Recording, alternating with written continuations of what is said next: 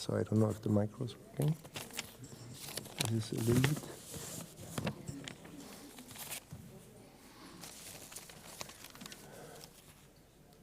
Esther, Thibault, can you take a seat? What are you? The bioprocess engineering or project engineering? Bioscience engineer. Okay. Welcome everybody for the last part of our conference. We will have 3 more presentations to the possible transformation of short-chain carboxylic acid into valuable products. And then we will get from Martin Soriano the vision on European level, as we started this morning with the local level, also here from Vitoria. So we will have also a presentation about what is going on European level. The first presentation will be done by Michael Piels. He is, he has a degree in bioscience, bioengineering, and he works as project engineer at Avecom. You will tell what is Avecom, so then I let this a little bit out. Okay. Thanks. Thank you, Thomas, for the introduction. So hello, everyone, and welcome back after the lunch. So my presentation is about the development and technical scale evaluation of microbial protein production from the cap waters we obtained from the OBS. So first of all, a little introduction, but since Thomas already introduced me, it's not necessary anymore, but I'm going to say something more about Avecom themselves. So it was founded 27 years ago by Willy Verstraete, a famous professor, as a spin-off company of the University of Ghent.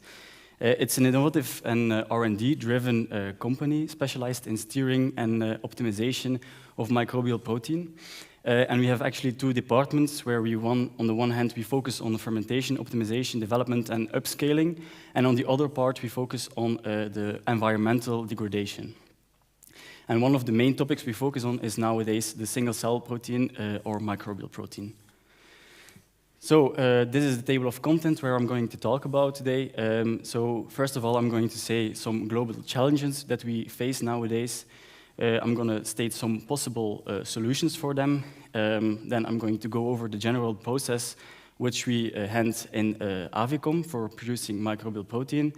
Then I apply this to the Cafépla project, and I go over the results and some conclusions we made. So one of the main global challenges nowadays is, as you see and as you all know, the increasing world population. To state you some numbers, it is estimated that we will be with 9.7 billion people by the end of 2050, which actually means, or would mean that there will be an increasing food demand of 70%, which is quite a lot. And therefore, 2 possible solutions could be the production of sustainable fertilizers, which will be very important to grow crops in a sustainable way. And another, maybe even better way would be to produce sustainable feed or food protein. And this tendency is actually called the protein shift. So here we actually want to search and develop alternative and sustainable protein sources, as there is, for example, plant-based protein sources like soy. There are animal cell-based protein sources, but we focus on the middle one, the microorganism-based alternative proteins. And within Avecom, we are actually specialized in this, and we can produce microbial protein with the protein content up to 75%, which is bound in the organic matter. And it's a nice powder, like you can see at the back of the slides. So this is the global production process we apply in Avecom. So we work in a 3-step way, actually. The first step is a fermentation, a mixed culture fermentation, where we actually aerate, so an aerobic process. It's also a continuous process, so it continuously is flowing in. The cap water from Dranko or another organic liquid is flowing in, and also continuously it's flowing out as microbial protein. So this is the main advantage of working with a mixed culture, that we can hand this continuous culture for a long time. The second step is then, because of the microbial protein is too watery, we have to dewater it by centrifugation, for example, with a disc stack centrifuge. And then we get a nice paste, like you see in the picture. And this paste is then subsequently spray dried, or other ways of drying are also possible to obtain a nice microbial protein powder. And this powder can then be used in for several applications, such as for feed protein.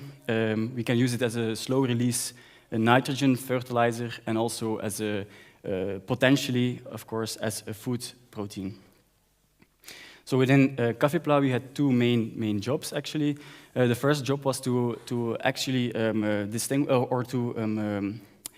assess the microbial protein production on a lab scale, and we assessed it with 12 different lab scale tests lasting each 5 weeks long. We tested their different cap substrates we obtained from OWS. The second step, or the second job we had to do, was then a technical scale evaluation on a bigger scale, a semi-pilot scale, actually, to validate this microbial protein production from the cap waters. And this test lasted a bit longer, 4 to 6 weeks. So these are the process conditions we handled in the lab scale and the pilot scale. So the lab scale was about 3 liters, and the pilot scale was 10 liters. The operation time, as I said, was a bit longer in the pilot scale. We operated it for 12 weeks in total. The influent concentration of COD was both 20 grams per liter. For the hydraulic retention time, we assessed that it was optimal to use 3 days as a retention time. The reactor pH was in both cases 8, and the temperature was about 20 to 25. And these are examples of reactors where we can produce these kind of tests in. So we received a lot of cap samples, and actually there are a lot of different parameters which are important. For example, the pH steering for the cap treatment performed by OWS. In the first samples we received, this was done by calcium hydroxide. In the next samples, it was sodium hydroxide. This is very important, but I'm going to mention something about that later. Also, the use of a co-substrate was performed in some samples and in some not, which is also important for later. So now I'm going to go over some results we obtained. So first of all, the COD removal is actually a very important result.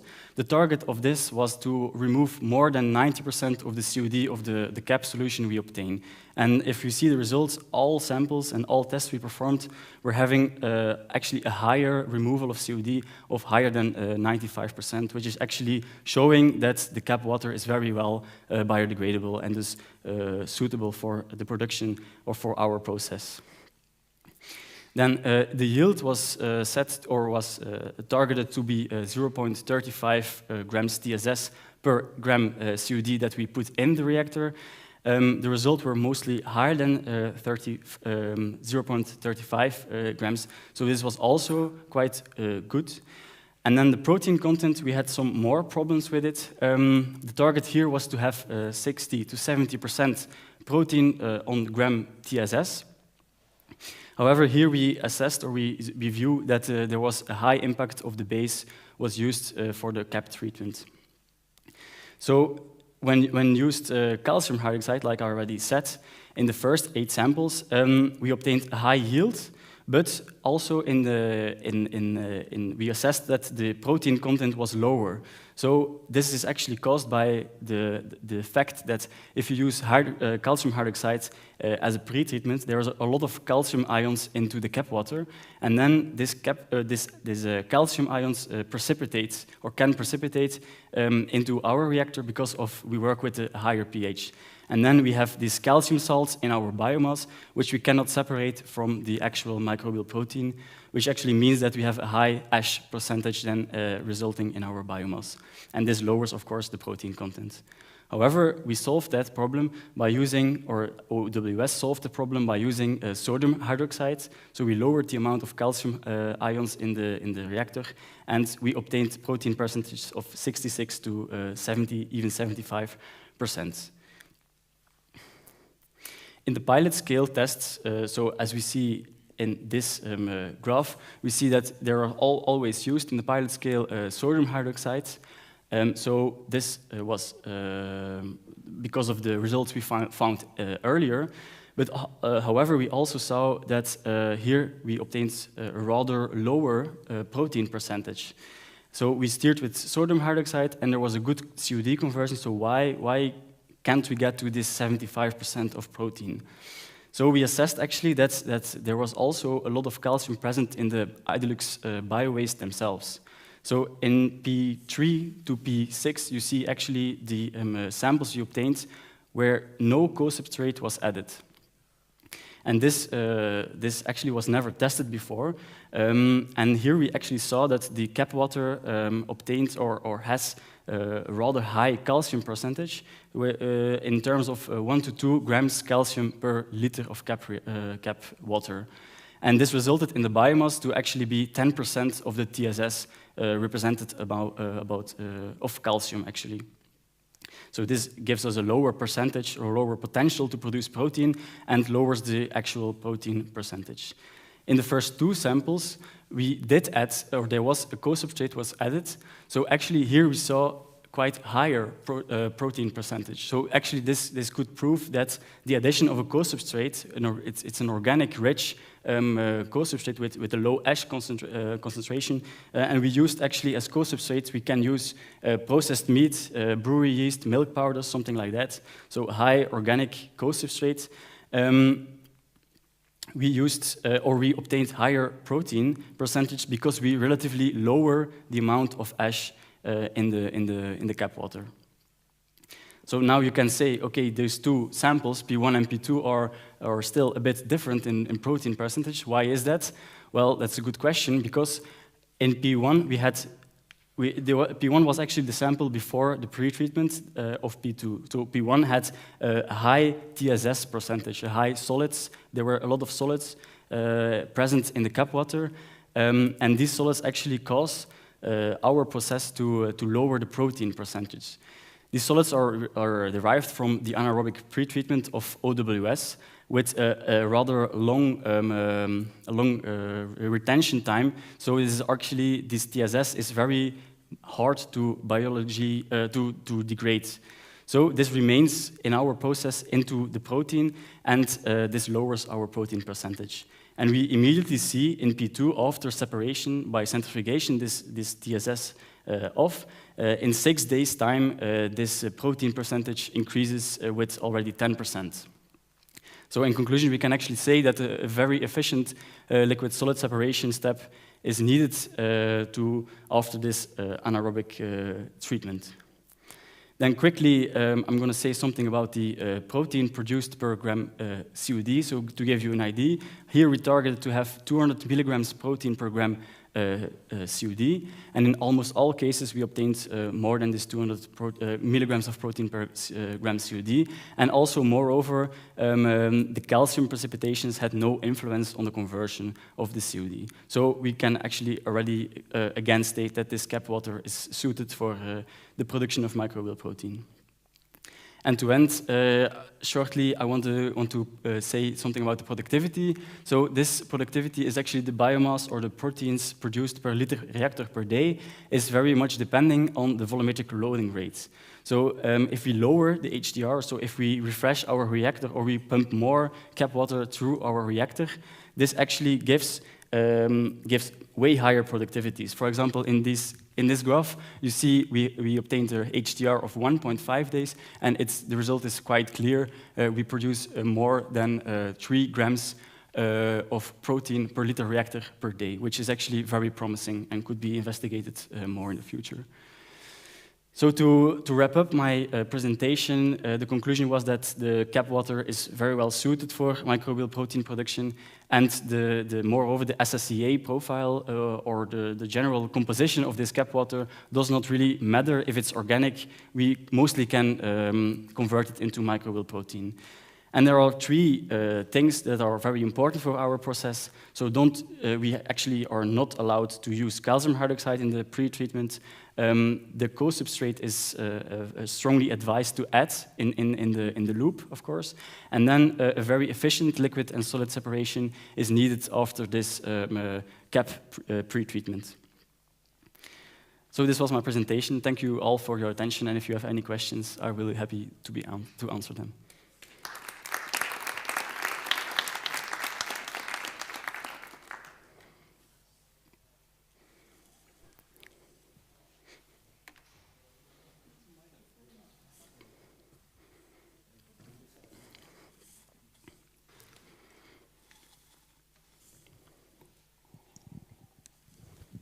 Yeah, thank you very much.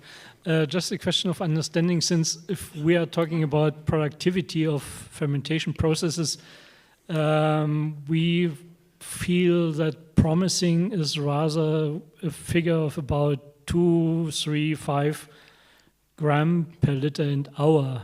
You are talking about gram per liter and day.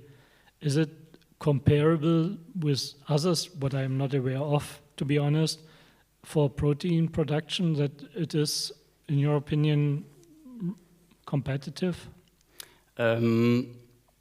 We did protein, microprotein productions in other projects also, and we obtained also the same amount of these productivities. So it's gram per liter reactor per day. So it's rather competitive, I would say, with other of the same mixed culture reactors for protein production. Yes.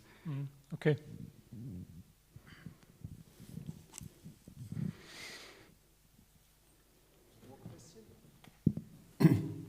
Michel, thank you very much for the presentation. Okay. Okay. Maybe I also one comment, as Joachim was asking.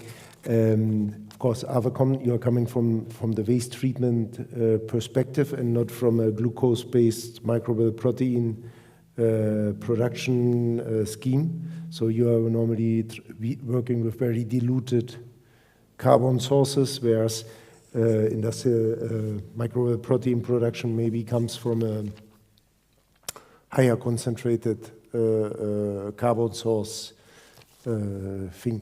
Also, you need to compete with everything. yes, that's true. But as also the project, to use glucose refined glucose as the carbon source. As we have seen also this morning, as I said, we have problems with biomass. Also, they include also these kind of feedstocks. If the food feed competition will lead to the aspect you will have to use these kind of feedstocks, yeah, because refined glucose can be used also in food and feed application, directly. So, at a certain point of view, the agriculture will not be able to produce also there enough raw material, so you will have to shift to these kind of processes. They will. It's a political issue. Okay. Okay, thanks. Okay. Yeah. The next presentation will be from Markus. Markus Neureiter is senior researcher at the University of Natural Resources and Sciences in Vienna, BOKU, short BOKU.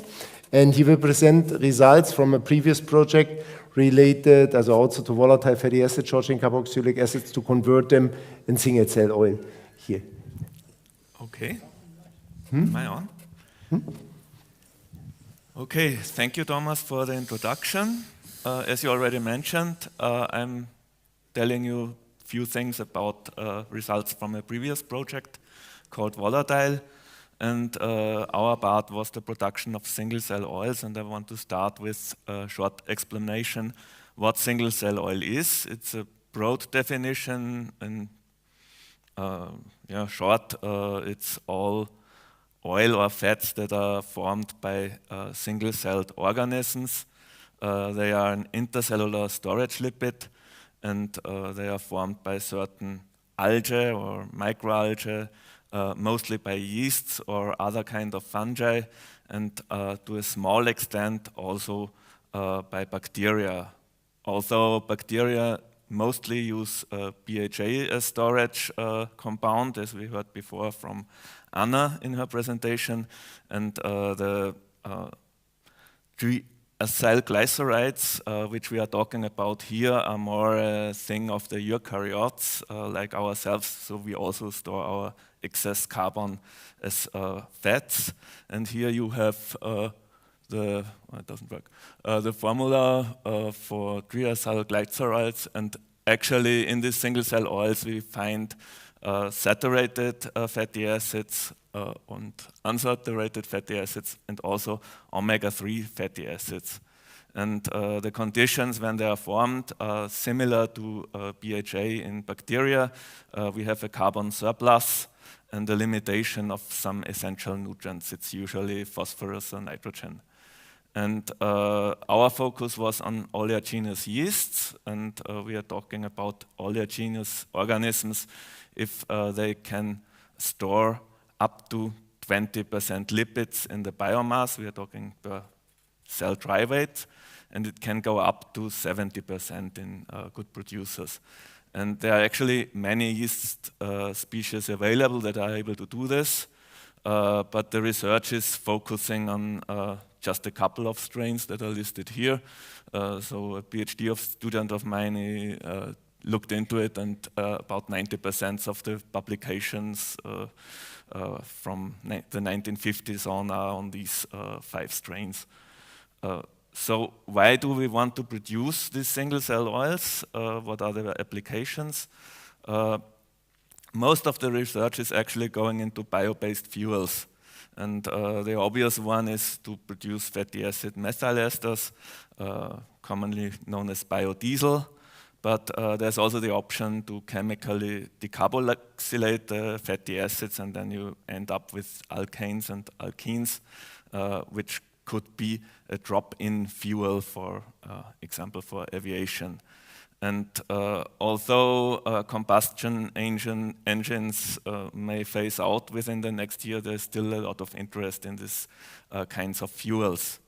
I personally think we should more focus on the chemical and material use of these substances, and they might be the source of intermediate building blocks for renewable chemicals, in this case oleochemicals.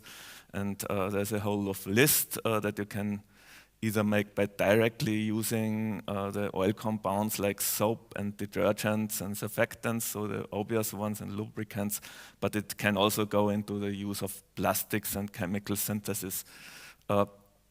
And I think it's important, but we also have to say you can also produce all these kinds of things from plant oils, and currently it's actually cheaper to use plant oils, and it's still not cheap enough to compete with the petrochemical industry. So just to set this straight. And I think we will hear later on about food applications from Laura, because I also mentioned these microalgae that can form polyunsaturated fatty acids. So you will hear about that in the next presentation. I will not go into it, but there are also some applications for food technology and nutrition. It would also be possible, if you find the right strains, to have surrogates or fats with a specific composition. Like there are some yeasts that form oils that are similar to cocoa butter. And I think with genetical modification, it would be possible to produce any kinds of fats that you desire, and this might be interesting for industrial applications as well as for the nutrient application.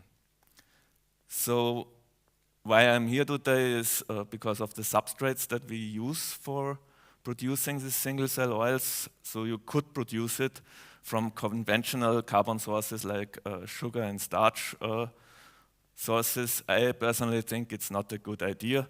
On the one hand, it's a competition with arable land for food and animal feed, but you also have to be aware this is an aerobic process. So unlike lactic acid, as Joachim mentioned today, it's an anaerobic fermentation and you retain most of the carbon inside, like over 90% stays stored. In an aerobic process, you lose around 60% to respiration, and we have to be aware of that. And with that in mind, I don't think it's a good idea to use purified sugars to produce single-cell oil. We could use residues and industrial byproducts, and the one that is most mentioned in research is like glycerol from the biodiesel production, and also free fatty acids that are leftovers. And that's what's mostly published, because it's some endless circle, because you use the leftovers from biodiesel production to produce more biofuels. Actually, glycerol has a market demand in itself, especially if it's from plant oils. So there are applications in the pharmaceutical industry if it's purified. And from personal experience, I know that it's not so easy to get hands on even crude glycerol from plant origin. It's easier to get it from animal fats, but usually you don't want to work with it because it might carry certain diseases. So it might end up being more expensive at the end. And the third option would be lignocellulose, and here you usually have to do some sort of pretreatment, which involves energy and chemicals in order to get to the sugars. So as we heard, there is this biomass gap. So we have limited availability of these resources, and that's why we were looking into volatile fatty acids. I left out the biochemistry part because it's already afternoon and you had to digest a lot of information today. But as we know, the volatile fatty acids are direct precursors for the formation of fats. So actually, it should be more efficient to use them as substrate compared to sugars if we want to produce single-cell oil. And that was the goal of the volatile project, and also the goal of CAFIPLA, to utilize the municipal solid waste or wastewaters or agricultural wastes to produce volatile fatty acids within a hydrolysis and acidification process by a mixed culture. You heard this already, and this way we could enforce this circular economy, what this conference is about. And we could achieve a consistent substrate from different types of input materials, which would mean that we are less dependent on a certain manufacturer that is giving us the residues, or maybe not. And the main point is that these yeast strains are very well able to use this volatile fatty acids as substrate, as I will also show on the next slide. But there's a disadvantage. These VFAs are toxic at higher concentrations, so they inhibit the growth, the cells die. So we only can use them at low concentration, so it requires a certain feeding regime. This is something we published last year. We had a look into different organic acids and how they are used by yeast strain. This is a specific yeast strain that we were working in volatile.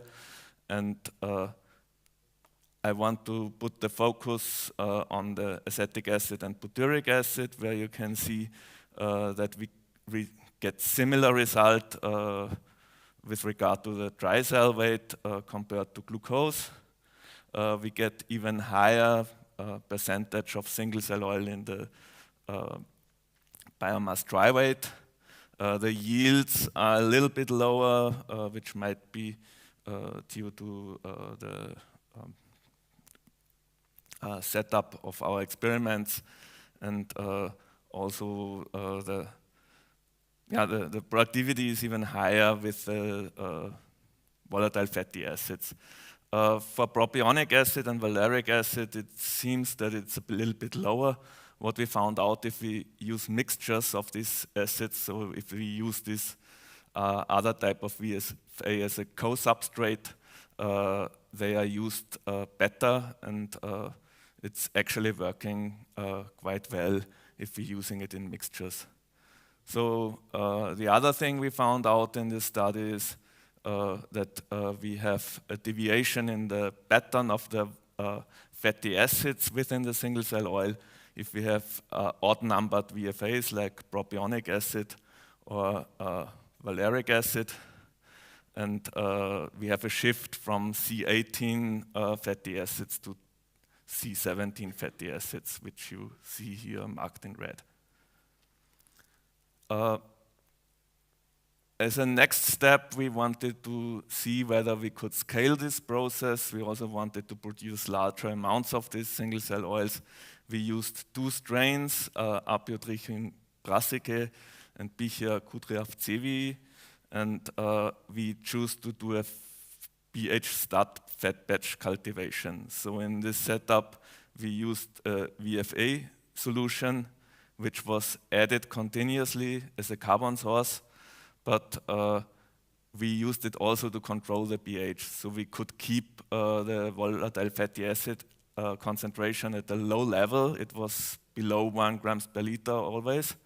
And as soon as the fatty acids were consumed, the pH rose, and then it was automatically added to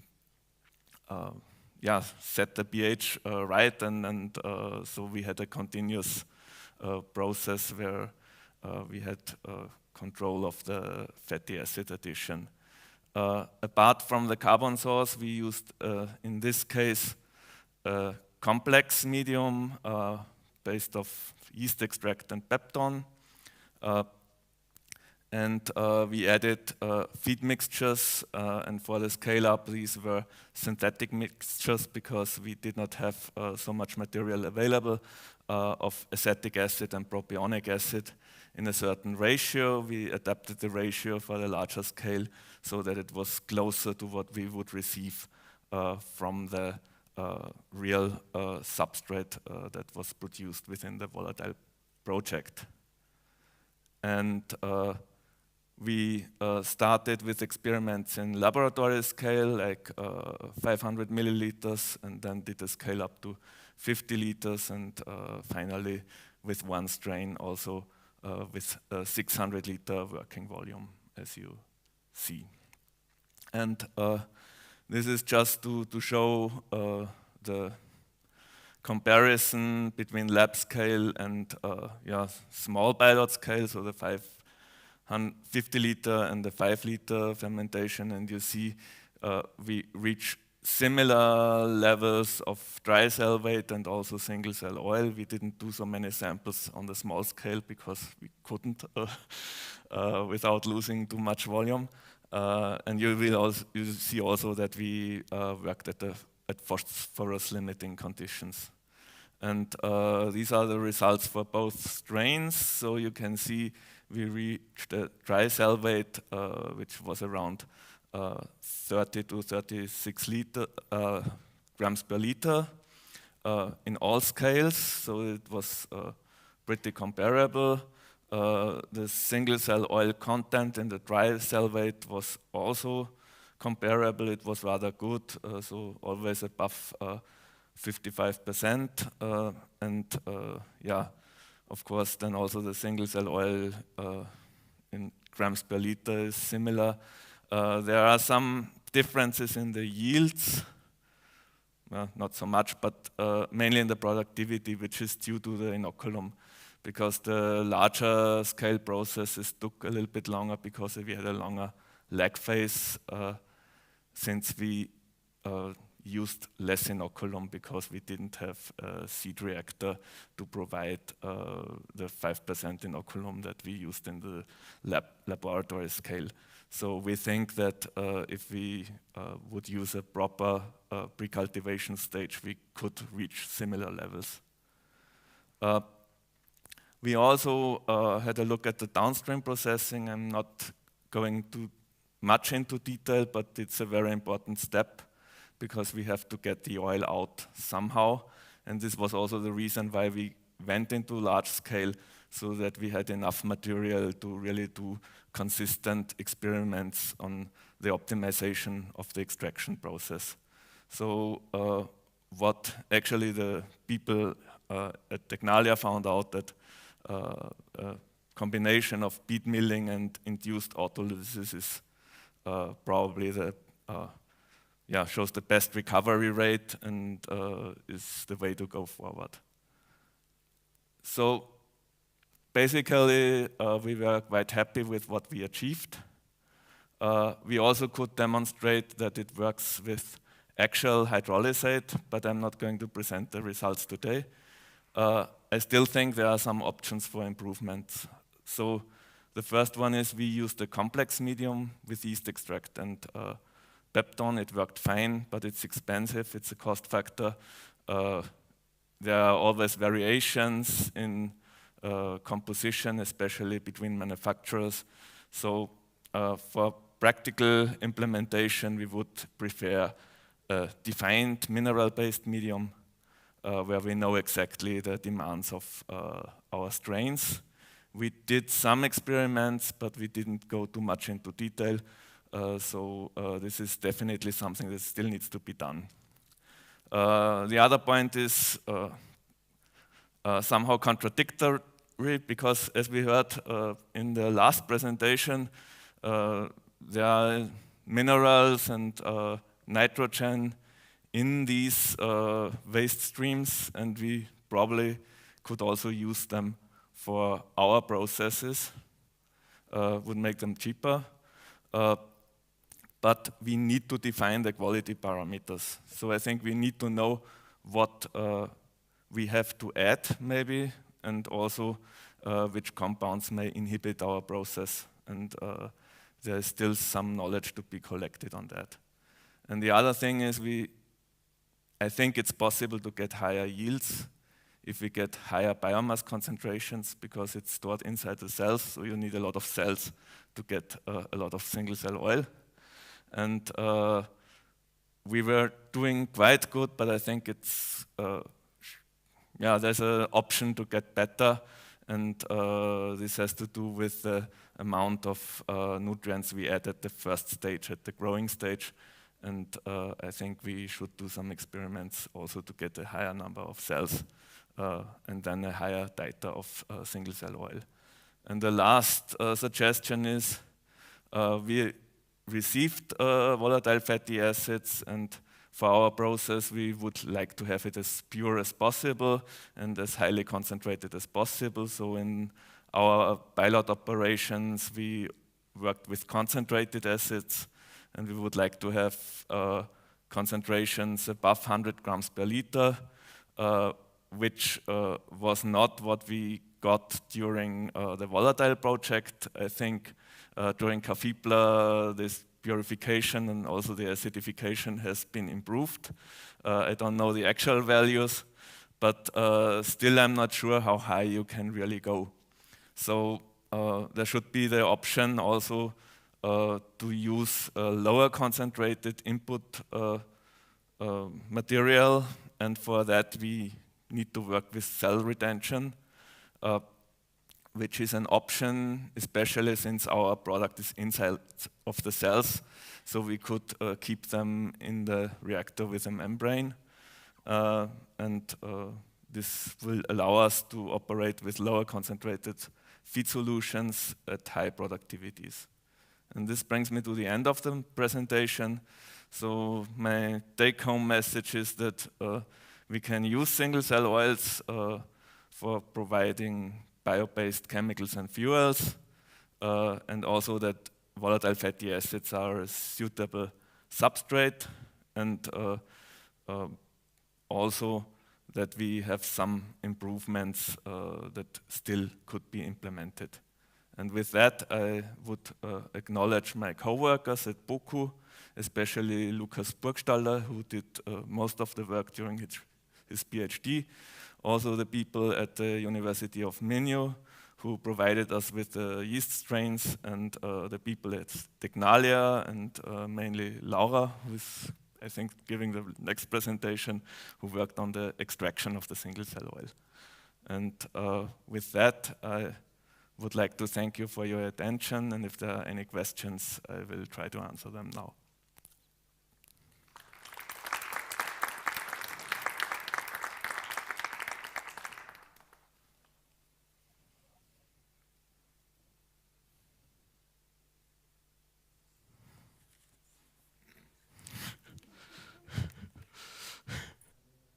Any more questions?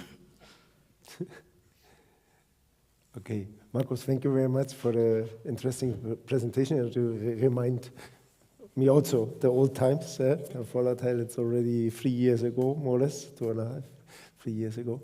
Yeah, thank you very much. And yes, I think, Carlotta, we reached a little bit higher concentrations yet. If they are working well, you have to ask Anna or Bruno if this is working well. So the next presentation will come from Laura Olivier. Yeah, she's senior researcher at Tecnalia, and she made just 1 week, 2 weeks ago, your PhD. So she finished successfully on this topic, what she will present now, production of health-promoting omega-3 fatty acids from volatile fatty acids. Thank you, Thomas. Good afternoon.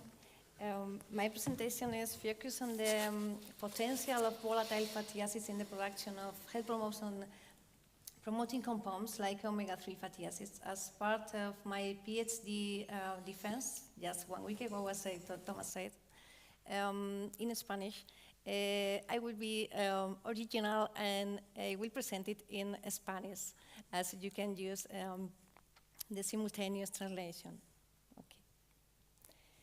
Bueno, en la actualidad, me gustaría comenzar hablando de un problema que realmente todos conocemos, y más en este foro en el que nos encontramos. Como ha comentado mi compañero Michael, existe un gran desequilibrio entre la demanda de alimentos por parte de la población y la disponibilidad que tenemos de los mismos. Esto puede ser debido a diferentes factores, pero fundamentalmente podríamos destacar 2 de ellos. Por un lado, los efectos que se derivan del cambio climático, que repercuten directamente en la superficie que tenemos para poder, superficie agrícola y ganadera para su uso, y también, por otro lado, en los efectos del aumento de la población. La realidad es que cada vez somos más en el planeta y, por lo tanto, necesitamos más alimentos. Según datos de la Organización Mundial de la Salud, se esperaba que para el año 2100 seamos 11.000 millones de personas en el planeta, y, por lo tanto, eso suponga duplicar la población en un periodo de tan solo 100 años. Como consecuencia de todo esto, los recursos naturales están muy presionados, existe una gran tensión sobre estos recursos, y existe un problema y una preocupación real por actuar sobre ellos y poder relajarlo. En el caso del cambio climático, de los efectos derivados del cambio climático, no solamente es los fenómenos de desertización, los fenómenos de las lluvias o fenómenos extremos que estamos observando más habitualmente, no solamente afectan a la superficie para uso agrícola o ganadero, sino que también provoca una disminución de las materias primas, y además estas materias primas normalmente tienen una menor calidad, y por lo tanto en muchas ocasiones debemos suplementar estas materias primas con compuestos de interés para conseguir el mejor perfil nutricional. En el caso de la población, en este caso, este aumento de la población se debe principalmente a un aumento de la esperanza de vida. Se espera que para el año 2050 la población de mayores de 65 años llegue a duplicarse, y la de mayores de 80 años llegue incluso a triplicarse. Esto quiere decir que somos una población más envejecida, pero también somos una población que está mucho más concienciada. Sabemos muy bien cómo debemos alimentarnos, qué compuestos o cómo mejorar nuestra alimentación para conseguir que ese binomio alimentación-salud nos permita llegar a lo que se llama un envejecimiento activo y, por lo tanto, es necesario buscar nuevas fuentes de estos compuestos para poder dar soporte a toda la población. De estos compuestos activos, por ejemplo, podemos hablar de antioxidantes, podemos hablar de polisacáridos, podemos hablar de biopéptidos o minerales, pero por ahí uno que fundamentalmente yo creo que toda la población, todos conocemos, todos sabemos que es bueno y todos sabemos que tenemos que ingerirlo, que tenemos que adquirirlo en nuestra dieta normal, que es el omega 3 o el ácido graso omega 3. Los ácidos grasos omega 3 en general están compuestos principalmente por 3 compuestos. El precursor del DHA y el EPA es el alfa-linolénico, que es el inicial, digamos. Como precursor del DHA y el EPA no se transforma realmente de una forma muy eficaz. Esto es debido porque compite con el omega 6 por las mismas enzimas en la ruta metabólica y, por lo tanto, muy poca cantidad, solamente un 20% se puede llegar a transformar en EPA y un 9% se transforma en DHA. El EPA, el siguiente ácido graso omega 3, es el precursor de las prostaglandinas y resolvinas que están implicadas en procesos antiinflamatorios y se encuentra principalmente en el cerebro. En los últimos años está adquiriendo mucha importancia porque se está viendo un efecto positivo en el tratamiento de la esquizofrenia. En el caso de DHA, que es el ácido graso omega 3 más importante y que muchas veces se sustituye el nombre omega 3 por DHA, el DHA es el mayor ácido graso que se encuentra en el cerebro y eso es un nutriente esencial en nuestro sistema nervioso y en el sistema visual. Es el principal precursor de las resolvinas, protectinas y maresinas que están implicadas en los procesos antiinflamatorios y como inhibidores de las citoquinas proinflamatorias. Durante la pandemia pudimos ver, cuando estábamos estudiando el DHA, cómo aparecían muchos artículos que estaban muy relacionados con el efecto positivo que tenían sobre la llamada tormenta de citoquinas para frenar el COVID. Además, se han reflejado muchos estudios que reflejan sus propiedades antitrombóticas y anticarcinogénicas. Como he comentado antes, el omega 3 lo ingerimos lo tenemos que ingerir a través de la dieta, en el caso, por ejemplo, del DHA a través del pescado azul o en el caso de los demás omega 3 por semillas, principalmente con semillas o las nueces, por ejemplo. Compite con el omega 6 que podemos encontrarlo, por ejemplo, en aguacates o en legumbres. Cuando esta competición ocurre, si bien el omega 6 es muy importante porque es parte de nuestra regulación de la estructura, regulación y protección celular, al competir lo que hace es disminuir el porcentaje de omega 3 en nuestro organismo y, por lo tanto, resulta al final perjudicial. No se sabe a ciencia cierta cuál es la relación que tiene que existir entre omega 6 y omega 3 en nuestro organismo, pero sí que se sabe por estudios que se han hecho con indígenas que se han alimentado como se alimentábamos en la prehistoria. El óptimo ratio es de 1:1 o 4:1. La realidad es que nos encontramos actualmente en un ratio de 17:1, 20:1 y, por lo tanto, tenemos un grave problema que hay que solucionar en la ingesta del omega 3. Bien, una solución podría ser a través de la comida, por supuesto, a través del pescado azul, por ejemplo. Ingerimos más pescado azul y, por lo tanto, mejoraríamos nuestra cantidad de omega 3. Pero como he comentado al inicio de esta presentación, esta presión que existe sobre los recursos naturales hace que haya distintas especies o distintos campos que están ya restringidos y que hay que proteger. Uno de ellos, por ejemplo, es la pesca. Por lo tanto, si necesitamos aumentar nuestra ingesta de pescado y tenemos limitación en esta pesca, lo que ha ocurrido es que la acuacultura ha empezado a crecer muy rápidamente y ha empezado a necesitar también ingredientes de pescado para poder alimentar, esa harina de pescado para poder alimentar también a los peces de acuacultura. Y en la búsqueda de esta sustitución de esta harina de pescado se está sustituyendo por harinas vegetales que lo que hacen es disminuir el contenido de DHA y, por lo tanto, nuestros peces de acuacultura no tienen la calidad que tiene la pesca salvaje. Por este motivo, lo que se está haciendo es intentar buscar nuevas alternativas, nuevas fuentes de este omega 3 y se ha vuelto otra vez hacia los inicios, hacia los productores primarios de DHA, que son las microalgas. Las microalgas, principalmente las microalgas heterotróficas, las que se cultivan bajo condiciones heterotróficas, son las que producen el mayor contenido de omega 3.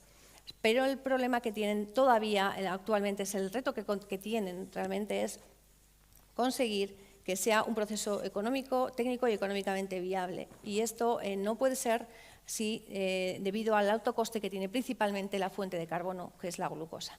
Por lo tanto, se están buscando nuevos procesos que puedan mejorar el cultivo heterotrófico de microalgas para producir omega 3 como sustituto. Las microalgas tienen un potencial muy grande, son organismos unicelulares, son heterogéneos, son muy diversos. Se sabe que existen más de 30.000 especies, pero la realidad es que conocemos muy pocas en profundidad. Por lo tanto, ofrecen un potencial muy grande para el futuro, como nutriente esencial, como un nutriente para el ser humano. Pero en realidad no son nuevas para nosotros, en realidad se conocen desde la antigüedad, porque ya desde los aztecas, ya está datado desde los aztecas, por ejemplo, cómo utilizaban la espirulina, recogían la espirulina de los estanques, la recogían para uso como fuente proteica. También en otras partes de China y también en África también se han recogido estos datos. Ahora mismo principalmente las microalgas se conocen como productoras de proteínas, polisacáridos, compuestos lipofílicos, vitaminas, un montón de opciones que tenemos a nuestra disposición. El cultivo también ha ido mejorando, ha ido evolucionando desde el cultivo en abierto hasta el cultivo heterotrófico, que es el que nos atañe aquí ahora mismo, pero ha ido para poder intentar mejorar tanto la calidad como la productividad, digamos, de estas microalgas. En esta búsqueda de nuevas fuentes de carbono para poder conseguir este reto del cultivo heterotrófico de microalgas, ya se pueden encontrar muchos estudios que intentan sustituir esta fuente de carbono como la glucosa. Se empezó principalmente con el glicerol, con la fructosa, con la idea de obtener, en principio, ir dirigidos hacia el biodiesel, pero después sí que se han ido incorporando, utilizando las microalgas, principalmente Schizochitrium y Chlorella Cycliticodinium, intentar utilizar residuos, bien residuos hidrolizados de comida o bien de residuos de la madera. O en último lugar, lo que está ahora mismo se puede encontrar, los estudios que más están emergiendo y que más visibilidad están teniendo y que más efecto positivo están teniendo, que son la mezcla de los ácidos grasos volátiles que proceden de residuos orgánicos, como ya hemos comentado durante esta jornada. No me voy a centrar aquí porque ya se ha explicado durante toda la jornada y hay muchos más expertos que yo en esta materia, pero durante un proceso de digestión anaerobia, estos ácidos grasos volátiles normalmente se obtienen de manera petroquímica sintética por procesos petroquímicos, pero también los podemos obtener en las etapas intermedias de la digestión anaerobia de los residuos sólidos urbanos. Cuando son los residuos sólidos urbanos, la parte orgánica de estos residuos pasa por diferentes etapas y la estrategia que, como se ha comentado, sería eliminar esta última etapa en la que recuperaríamos esos ácidos grasos volátiles que por procesos de filtración por diferentes membranas podríamos utilizar como fuente de carbono para las microalgas que lo van a incorporar en su metabolismo a través del principalmente acetil-CoA o butiril también CoA, y que al final lo que van a hacer es una reacción de elongación. La mejora que tienen los ácidos grasos volátiles frente a otras fuentes de carbono es que la microalga directamente lo utiliza, por reacciones de elongación lo utiliza y elonga hacia los ácidos grasos de cadena larga, no necesita etapas intermedias. Durante parte de este trabajo se realizó en el marco del proyecto europeo Volatile y en este trabajo en Tecnalia lo que realizamos fue primero elegir la microalga que nos interesaba, que nos parecía más importante o con mayor potencial. La microalga que elegimos era de la especie de Schizochitrium limacinum, de la familia de las Straustochitrids, que tenía principalmente por su potencial para producir omega 3, por su habilidad para crecer en fuentes de carbono que eran alternativas y fundamentalmente porque también está aprobada a nivel legislativo para uso alimentario, tanto la biomasa como el aceite que se obtiene Lo que hicimos fue, en primer lugar, evaluar la fuente de carbono de manera individual, desde el ácido acético hasta el ácido caproico, para evaluar si realmente la microalga crecía con esos ácidos grasos y ver el perfil de ácidos grasos final que obteníamos. En una segunda etapa, vista la viabilidad, lo que hicimos fue hacer mezclas sintéticas de ácidos grasos volátiles para ver si existía competición entre estos ácidos por el crecimiento de la microalga o por la producción.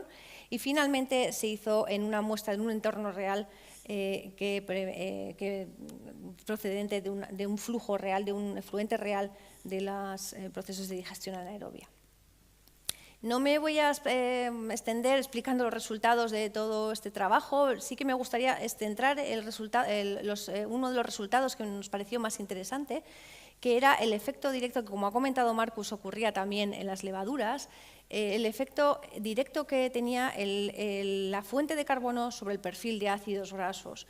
En particular, el hecho de utilizar, cuando utilizábamos ácido acético o butírico, o acético y butírico principalmente, era el que mayor producción suponía a final de biomasa, y producían principalmente el ácido palmítico como ácido graso saturado.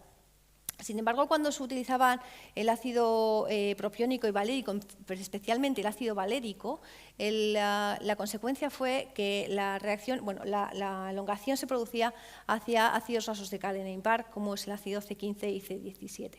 Este resultado, a mí particularmente me pareció muy interesante porque lo que abre es la puerta a obtener diferentes, en función de la fuente de carbono, tener diferentes ingredientes, digamos, finales, ¿no? Diferentes compuestos al final o diferentes extractos. En este caso, los ácidos grasos de cadena impar, como el C15 y C17, están teniendo ahora mismo adquiriendo mucha importancia a nivel de salud, porque se está viendo su efecto positivo como biomarcadores en determinadas enfermedades neurodegenerativas y también en diabetes, como se ha visto. Por lo tanto, esto daría lugar a la posible obtención de un nuevo ingrediente variando la fuente de carbono, variando la mezcla de los ácidos grasos que estemos utilizando en el medio, que no es posible hacerlo si utilizáramos solo glucosa.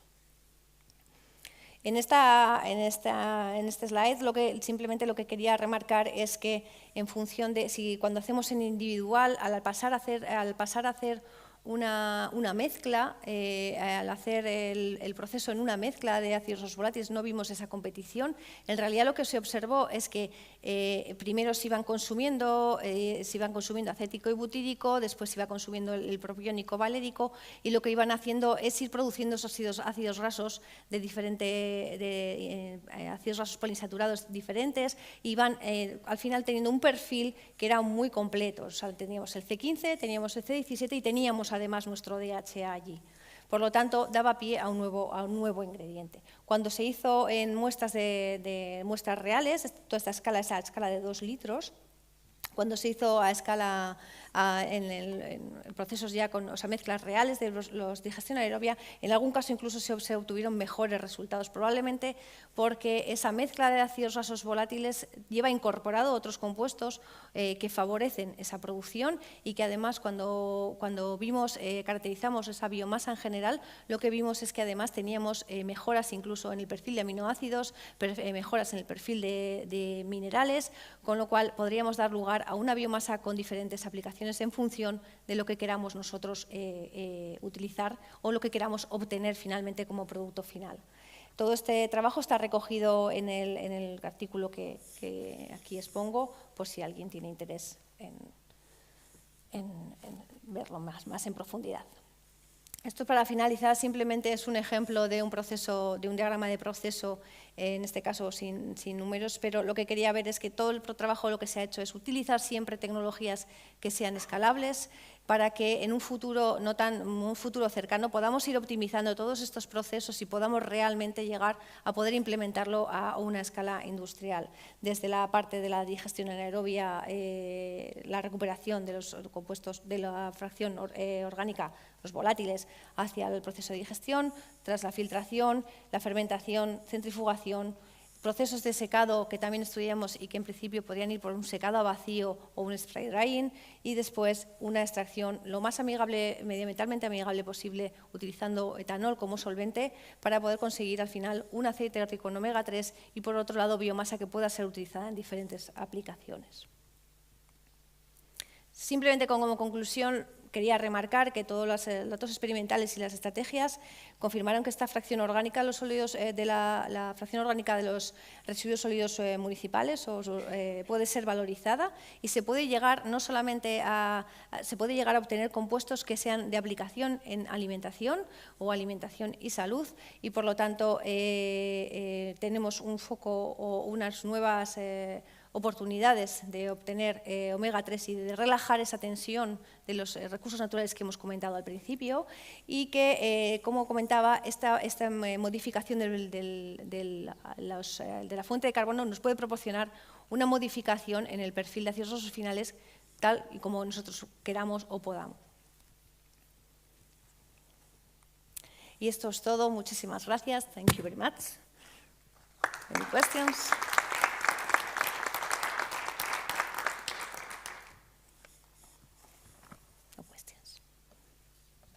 Questions for Laura?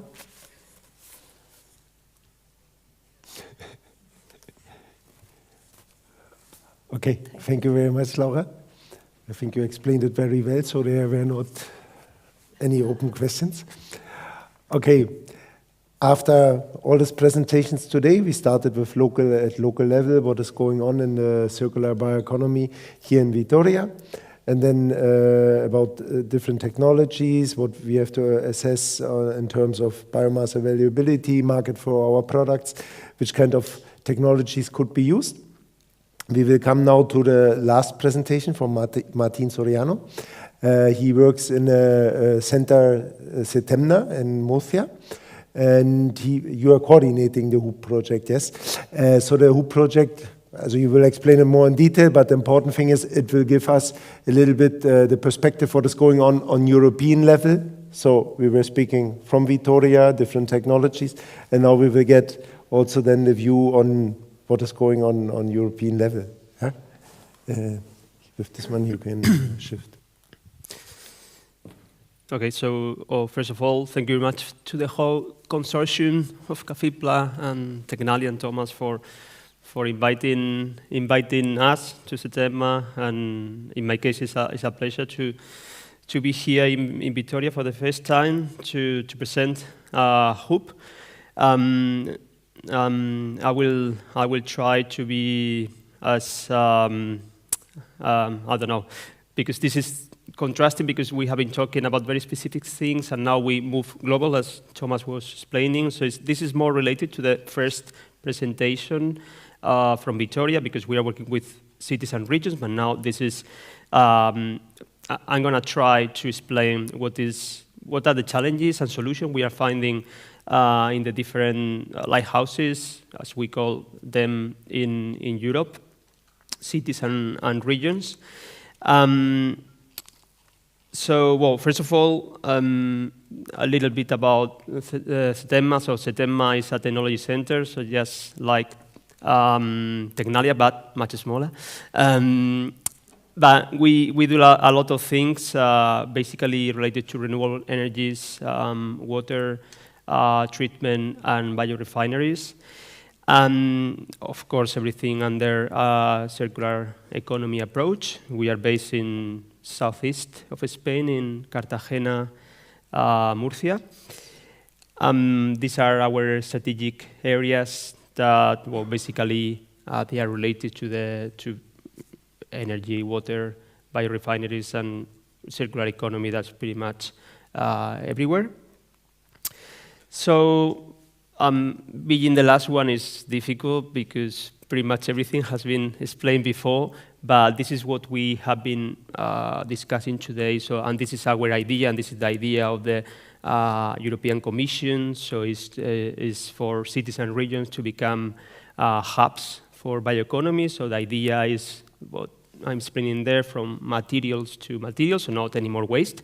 So materials that are used and consumed, food and water And so then we produce resources, and then we use those resources for the production of biowaste, and they are integrated in the value chain again. So, well, important is the scope of HOOP is basically the organic fraction of municipal solid waste and the sludge, but obviously we also work with industrial byproducts, which makes a lot of sense.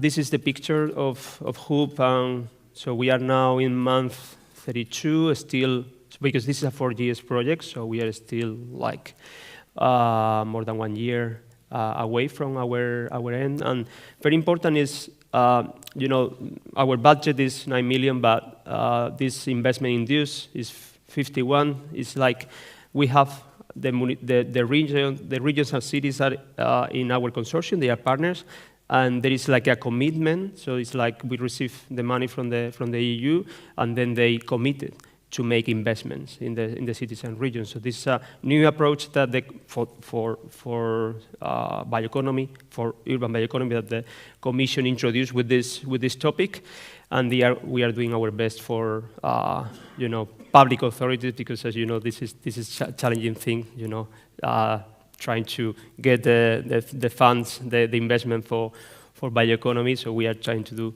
our best for doing this. Well, also important here in HOOP is like we are taking the work that was done by 3 H2020 projects of value waste, that we were also the coordinators in Setema, Excalibur, and Waste Tabs. So it's like we came together, the coordinators, and we put this application, and we got it. So I think this is important for a EU project to, you know, now that you are finishing. So I think it's important to try to capitalize the results and try to put more applications. And this is a very good example, because basically we are relying on the technologies and on the experience that we developed in the three projects. So, well, this is the concept. So obviously I'm not going to spend a lot of time on this, but basically what you have to understand is that HOOP is not anymore about pilots like value waste and Excaliburs. It's about providing an assistance to the cities and regions. So, so it's about looking at the barriers that they are facing, and then trying to help them with, you know, the technology, with the business model development, with the financial engineering, with the stakeholder engagement, and this is what we are trying to do. And also replication is very important. Actually, we have this, so at the end of my presentation, I will have a slide with how you can be involved in our project. So depending on the type of stakeholder you are, so if you are if you are like a technology provider, or you're a city or region, so we have different ways in which you can benefit from the project. So, because as I said, replication is very important. So at the end of the presentation, you will see this, for example, how to be involved in the hub, or how to be a member of our network of cities and regions. And yes, so the approach we follow, I mean, this is related to the organization of the project. So basically, the first part of the project has been devoted to analyze our cities and regions, so do like a urban metabolism analysis, check the state of the art of the technologies available. So we are providing a portfolio of technologies that comes from the value waste, Excalibur, and Waste Tab, but we are also looking at different other technologies. So this is important. So we firstly study the city or region, then we define the projects. So they have to select 2 or 3 projects in which we are going to provide the assistance. And then we start with the assistant, with this PDA. And then, obviously, so the final target is trying to get the investment, or try to get the money for that project to happen. It's not always is possible to get, you know, that, but at least we are happy we can create the conditions for this to happen in the near future. And together with this, so we are developing, or we have developed different bodies. So, for example, this first one is a body that we developed together with the municipalities, like technology providers, and municipality, they came together to study to select the best option for that municipality, the biowaste clubs. This is done by CACP. And this is like where the stakeholders from each place, they get together and they provide ideas, information, what is going on. Then very important, the Circular Investor Board. So we have a board with investors that they are providing useful insights for how to present the projects. And actually today in Brussels, we have an event with them and with technology providers trying to get funding for their ideas. And of course also to the legal part, because as you know, regulation is one of the main barriers for this urban bioeconomy project to happen. So I think probably this is the most important slide in the presentation. So I'm going to the reality. So these are our 8 lighthouse cities or regions. So I say city or region because in some cases we are talking about one municipality, in some other cases we are talking about a region, okay? So at the beginning, obviously we were looking at having a good coverage of the reality in Europe. So as you can imagine, so here we have like small places, like for example, Valorising in Italy, 2 big places, like for example, Porto in Portugal. So very different realities, very different climate. So climate is very important, as you know, for bio-waste management. And as I mentioned before, together with these lighthouse cities and regions, we have what we call the hub network of cities and regions. This is the network that we are developing and where we want to replicate what we are producing here. So it is important that our cities and our lighthouses, they are good examples. And so each of them, they have good examples of things. For example, in Portugal, we have LIPOR. LIPOR is the representative, which is the public authority in charge of the waste management there. So they are producing a compost called Nutrimais, which is a high-value product, which is certified for organic production. And for example, they are good examples of how you can produce a good compost.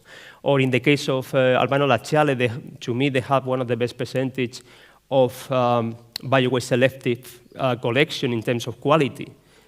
It's a small place, they go door to door, but they have a lot to teach to the rest because they have the best results that I know. Muster in Germany, they as far as I know, they have the Dranko technology for a long time in their facilities. So that was the idea: have a good coverage, a good representation, and so these places to act as replicators, as example for the rest. I'm going to be focused on cities and regions today, but we also have technologies, as I say. So we are bringing the portfolio of technologies from the 3 what we call mother projects. This is just to show, so sometimes we are with municipalities, and this is just an example of the potential of the new approaches that you are, for example, today, we are discussing today. So from different feedstocks, so we can obtain a lot of products. So that's the whole idea behind this picture. It's complex, but I think this gives you a good example of the potential of this new bioeconomy approach that we are trying to promote.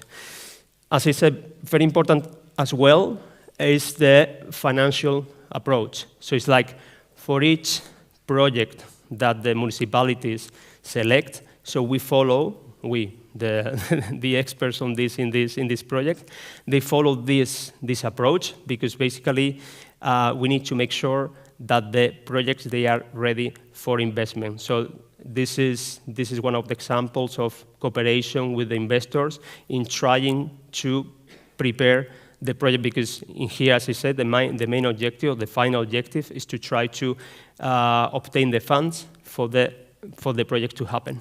So yeah, we are developing like tools like, for example, this circular valuation method, that this is a way of ranking the bioeconomy project in a way that the investor can understand. And so, because if you sit down with an investor, you need to translate the potential of your technology or the potential of your idea, and this is a way that we have found to translate that information, and we believe that this is important. Okay, so in an attempt to bring in here the reality that we are facing, so this is something that probably you already know, but for us it's important.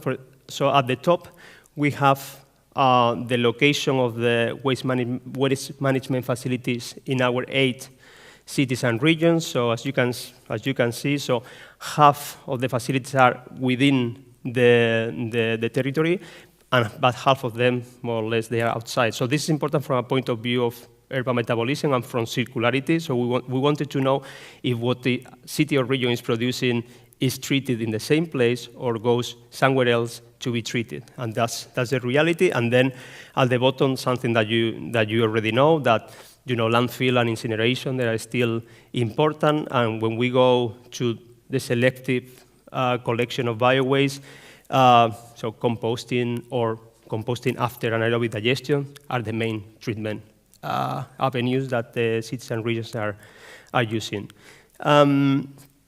This picture, so sorry, I didn't provide. These are, the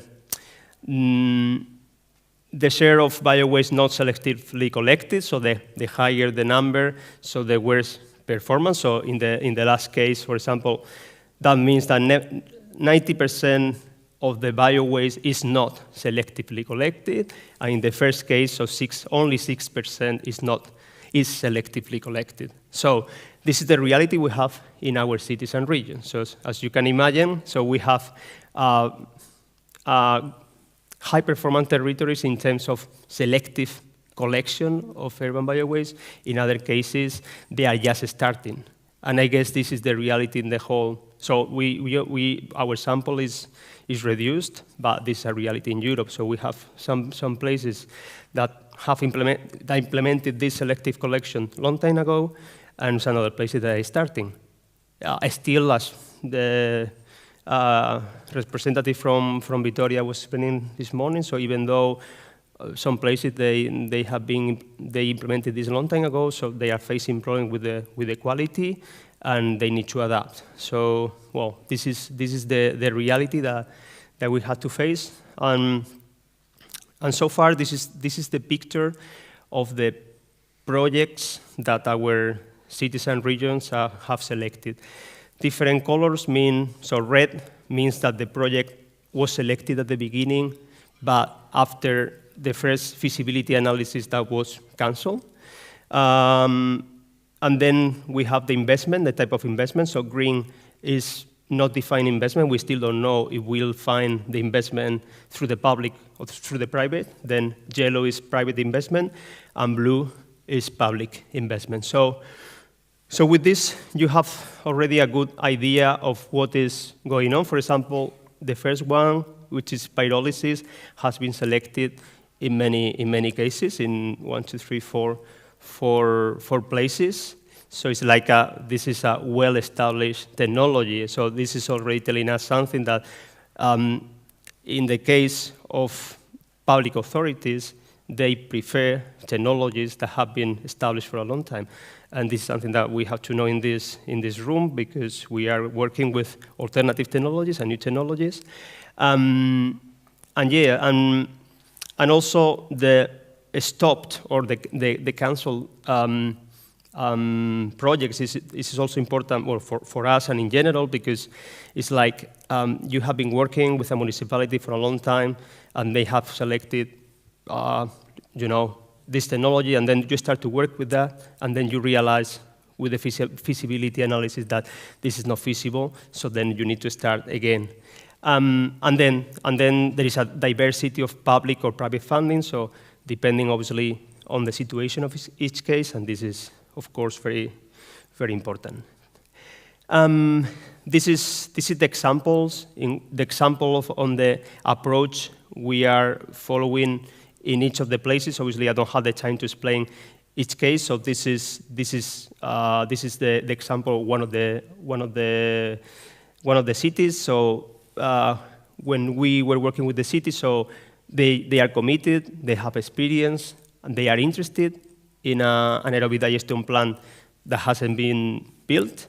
And also they are interested in pyrolysis, but we were looking at pilot. So they wanted to test, obviously, in a small scale, but they didn't have, or we didn't find available like pilots that were close to that place. Then we came up with the project definition, this pyrolysis, and also this, as they are thinking about anaerobic digestion, they wanted to recover nutrients from the liquid. So these are the two projects that they identify, and they want us to provide this assistance. And this is what we are doing now, this technical feasibility study, this economic feasibility, and the business models. And in this case, they have the funds, so they know, so it's a public entity. So we have followed the same approach with each of the 8 lighthouse cities and regions. And this is the idea, to study the specific case, to define the project, to start with the assistance, and then to check if we can find the money. Otherwise, as I said before, at least we want to prove that we paved the way, we laid the ground for the investment to happen in the future. And this is my last slide with some observation or recommendation based on the work that we have done with all the cities and regions. First one is something that we have already discussed here, so that biowaste quality is not suitable for most valorization routes, thinking about the production of high-value products. So as I said before, so composting and anaerobic digestion, this is the main valorization route, but of course we are looking, or is the idea of the European Commission to promote high-value products. So for that, so the biowaste quality is not suitable. Cities and regions are at different speeds in terms of biowaste collection, stakeholder engagement, and so then they need a tailor-made assistance. So it's like we are doing something very specific to each particular case. As I mentioned before, once you start working with the municipality and you start offering the PDA, you start that some projects are not feasible, so then you need to start again. TRL is important for investors or for the municipality. So high TRL is most of the time something that is important in the decision that are to be taken. Market and regulation is a barrier that our technologies, even mature ones, they need to face. I was discussing with someone this morning, or he was in this room, that obviously changes in local governance affects projects. So we already faced this. So this started 3 years ago, and for example, in the case of Murcia, the government, so we signed an agreement with a corporation that is now is not anymore in power. So this is something that affects the project. Stakeholder engagement and industrial symbiosis, they are very important in this process. And last but not least, as I mentioned before, if investment, at least in the short term, is not possible, so we need to make sure that we create the conditions for this to happen in the near future. So we are talking about a new way of doing things, in some places like a radical change, so obviously things take time, so at least we are paving the way for things to change. So that was all. This is the slide for you to get involved. So happy to take questions. Thank you very much.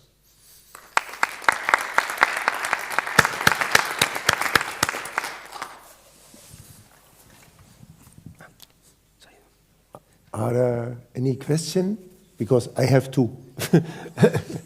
Okay. No. Okay. The first question is, as you have shown the slide with the bio-waste collection, also the differences. Okay, one thing is you have to start to do it. That's a separate collection. But do you have there also information? Because of course, for the implementation of our project, as much biowaste at a certain region is valuable, the economies of scale and so on. Are there also other indicators where you could say what the regions have to do, how you have to make the citizens aware that they should select, or is it all the time a question of punishment in a certain way that they separate the things? You have to pay more or less or whatever. Do you have there any information on this aspect? How to get the people separating the bio-waste and bringing them for recycling? So in these bio-waste clubs that I mentioned before, where the stakeholders in this place, they get together, they discuss these kind of things. So far, we have mainly like numeric indicators. Actually, I didn't want to put the name of the places, basically to avoid pointing some places. No. Yeah, but I mean, so we already have very good ideas on what is working and what is not. But we are just in the phase of discussing or identifying the good practices. And for example, I mentioned before Albano Lacciale. So they have door-to-door collection, and their experience is very good for the project because basically they are, as you said, they have a strict control of what each citizen is bringing, you know, but it's door-to-door, and they find. So they have like a weekly checking of the bins, and they find people, they don't do things in the right way. And they have found that whenever they relax on this, the quality decreases. Okay. So this is something very specific from that place, door-to-door collection, but it looks like this works. Also, I mean, the experience in Porto, Lipor also to me is one of the best examples in Europe for waste management, and in their case they have very strong educational campaign. They always take people. They even have I wasn't there last year, but my colleagues told me that they have a landfill that they close, and now it's a place where they do like celebration with people, and then the way of getting a ticket, for example, for Halloween party, is for you to bring your waste. So you bring waste, and then you can access the party. Okay. You know, I mean, they are being very, very innovative in the way they approach people, and they explain the whole story. You know, so yeah, so we have another example there. So it's two things. So on one side control, but on the other side also making aware the people more and more that they know why they have to do it in a certain way. And in Murcia we have, for example, the example of value waste, where we implemented the selective collection in one neighborhood in an open bin, like it was here in Vitoria. And to be honest, that didn't work very well. I mean, we found a lot of, you know, non-required materials but this is something logical, you know. You just leave an open bin, even though our educational campaign was very strong. I mean, because in that value waste project we have like a whole work package working with people. They were all informed, and also we found that, of course, the more time you devote to educational campaign with people, the better quality you get. But you cannot be always there. You know, we need to find a way of getting things to work without being all the time there. And yeah, so we have some examples. But I think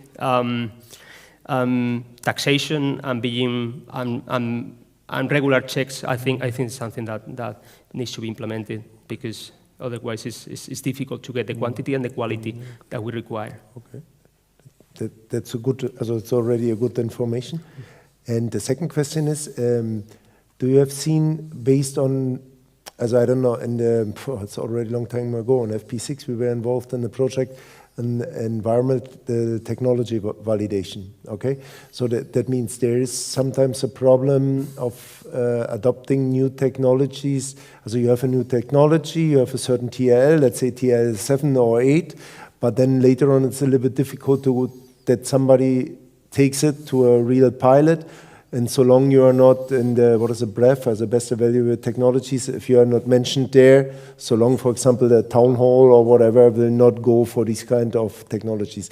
Is this, there also you see that it's more so anaerobic digestion or composting, so these are the established technologies that these regions look more for this, or they are innovative enough and say, okay, I've seen VFEs, I suppose, as volatile fatty acids, which was cancelled with MOS, yeah?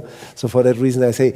that's a technology, that one was brought by Zetaqua. Zetaqua, there are technology centers, you know, there are...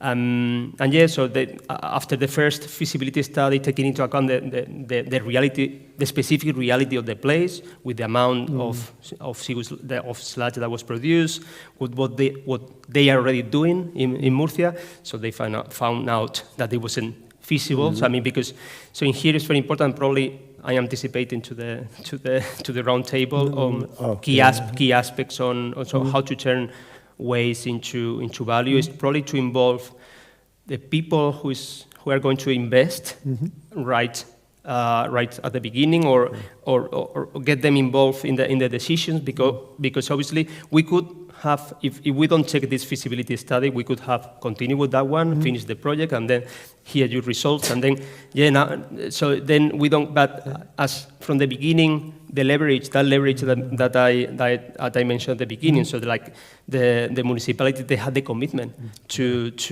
get the funding. At least this is the theory. So we are doing our best. So we are always driven by something that is going to be economically feasible. And for example, so the TRL, the minimum TRL has been 5 for the technologies that we have in our portfolio. And yeah, so as I said in my last slide, so at the end of the day, it's a question of doing like a tailor-made, follow a tailor-made approach with each specific case, because it's very difficult to extrapolate things that are working in other places to the specific case. So probably that's a good thing. So, but how to make this practical in the reality, because this is a project that has been funded by the Commission. So then we have experts in technologies, in business model development, in financial engineering, in stakeholder engagement, and they are paid by the European Commission. So it's difficult to get this in the real life, because now that our cities and regions, they need to decide how to collect and what to do with the bio waste. So probably they would need some advice, right? And that is personalized, but this is difficult to get. But this is what, to my understanding, this is what is needed. What we are doing, yes. Okay. Thank you very much. Are there more questions? Thibault. So we are starting already. Maybe. Hello. Thank you for this presentation, very interesting. Just one question I had on the application on the bio-waste. I saw you tried some green concrete with the bio-waste, and it was like not funding anymore. Do you remember why this was a failure in terms of? Yeah, that's a good question. This is the municipality of I don't know how to pronounce in the right way, Almere in the Netherlands. From the beginning, they wanted this, so they were interested. They have like a place for startups. The Raw Materials Collective is called, and they had it clear that they wanted this. So it's like we try to help them to develop this, and also they were interested in dealing with one specific plant that is causing a problem to them at the municipal level. So they have the feedstock, and they had also what they wanted to produce. But yeah, according to the studies that were developed, so with that feedstock, you didn't get a good a composite. So that was the reason, that the feasibility, because they wanted something specific to something specific. One thing is the same idea that I was explaining to Thomas. So I mean, it's very important to identify what are the feedstock that you are producing in your city or region, and also the local industry, what they are demanding. In this case, it was also a question of demand, so it wasn't clear the market, because also they wanted to produce a very specific product, like the traffic signs, I think they were. So there wasn't like a clear market for that one, and not with that specific feedstock. So if they open the feedstock and they consider the feedstock or other application or other bioproducts, so probably, but they wanted this. So at the end of the day, so our recommendation was not to continue with that. That was the reason. Okay. Thanks a lot, Martin. Okay, then if there are no more questions, then we will move on now to our round table. You can already sit there. Martin will, if one other question pops up now, Martin is still there, so you can answer him. So we will have Mari-Carmen. She will be the moderator of our roundtable. Mari-Carmen is the head of our business area for food and health at Tecnalia, and she works already since long-standing experience, long years in biorefinery aspects, also recovery of valuable compounds, and she will be now, I can relax, the moderator of the roundtable. Well, thank you, Thomas, and thank you all of you for collaborating in this table. So I would like to do a small presentation of this table. Bruno Sommer is the CEO of the Otren company, with more than 22 years of expertise in bioprocesses. Maria Lin is doctor in biological science and now is working as project manager in the company Ideluz. And all know Martin for the last presentation. This is from CETENMA, a research center of Spain. I will start with some questions in order to start with the dialogue, but only one can participate in this table by making suggestion of asking questions to the members of this table. So, all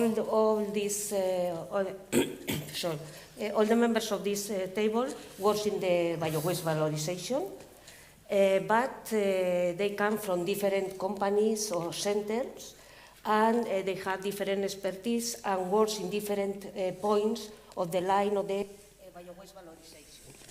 So my first question is if you can give us more information about your expertise in this line and the role of this company or your center in the biowaste valorization. Perhaps we can start with Maria-Lynn. Yes. So Idelix Environment is an intermunicipal who treats the municipal waste. So basically we collect it in door to door or from resi parks. So that's every organic waste from the citizen that are collected and treated then in the plants in Tenville.